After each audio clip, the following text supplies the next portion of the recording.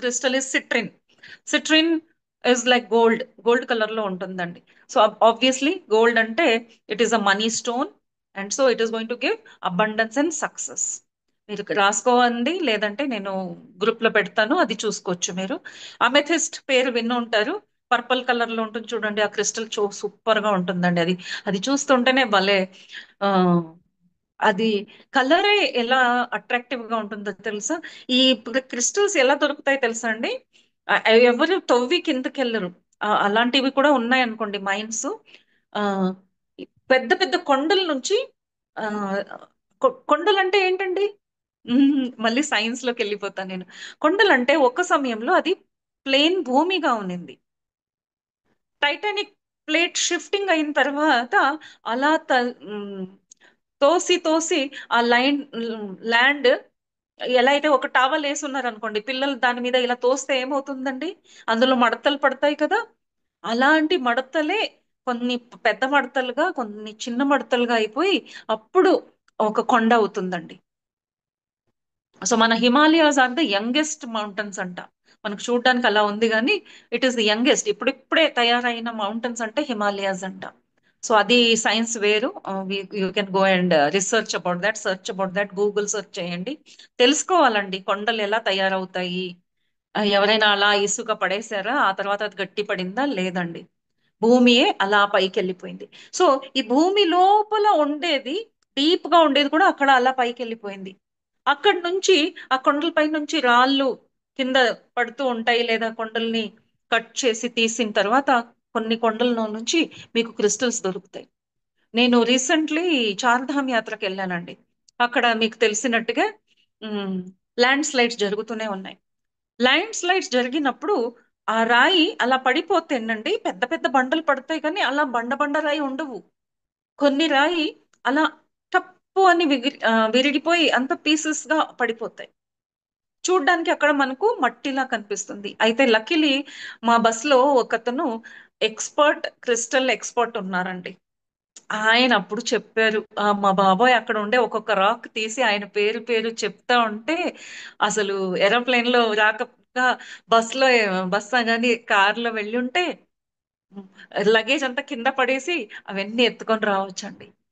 Amethyst, green అవెల్చైన్, అవన్నీ అక్కడ ఉన్నాయండి. జేడ్స్ అంటే ఆ వాల్యుబుల్ స్టోన్స్ ఏదైతే ఇక్కడ మేము 4,000 5,000 పెట్టి ఒక చిన్న రాక్ పర్చేస్ చేస్తామో, అక్కడ ఇంత పెద్ద పెద్ద రాక్ ఫ్రీగానే పడి ఉన్నాయండి. ఎలా కనిపెట్టాలి అవన్నీ ఆయన చూపించారు. అంటే హిమాలయాస్ లో అన్ని అలాంటి రాక్సే ఉన్నాయి, అంటే క్రిస్టల్స్ తో ఉన్నాయి. అందుకే కాబోలు ఈజీగా అలా అలా పగిలిపోయి కిందకి రాలిపోతూ ఉంటాయి. మన బస్సు అయితే 5 అవర్స్ స్టక్ అయిందండి. చక్కగా అక్కడ ఏరుకున్నారు, ఎంతో మంది ఏరుకొని బ్యాగ్ నిండు నిండుగా తీసుకెళ్లారు. నేను గుర్తు కోసం ఒక 4 స్టోన్స్ మాత్రమే తీసుకొచ్చాను. ఎందుకంటే అది పాలిషింగ్ చేసి మనం ఏది చేసి పెట్టుకోలేమండి, ఊరికి జస్ట్ ఉండాలిగా, అందుకు పెట్టుకున్నాను నేను. సో అదనమాట. సో అలాగే ఈ పర్పల్ అమెథిస్ట్ ఏదైతే ఉందో, నేను రియల్లీ చూశానండి. ఒక నదిలో ఇంత పెద్ద రాయి దొరికింది. వాళ్ళకి తెలిసిపోతుంది అది అలా. తెంగినకాయ కాయ ఉంటుంది కదా, తెంగాయ కొట్టినట్టు అలా చిన్నగా కొడితే అది ఓపెన్ అయిందండి. లోపలంతా బ్యూటిఫుల్ పర్పల్. ఎలా ఉందంటే ఒక ప్రపంచమే లోపల ఉన్నట్టుగా ఉందండి.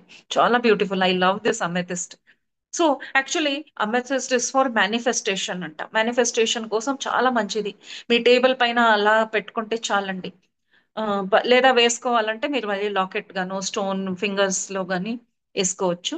బట్ ఐ ప్రిఫర్, ఎన్ని వేసుకుంటారండి పిచ్చి పిచ్చిగా అన్ని వేసుకొని తిరుగుతామా? టేబుల్ పైన పెట్టుకుంటే చాలు. బెడ్ సైడ్ టేబుల్ లేదా రీడింగ్ టేబుల్, డిపెండ్స్ ఆన్ మీకు కన్వీనియన్స్. నెక్స్ట్ వచ్చి jade. Jade is in green colour, good luck. So jade is for dream stone అంట.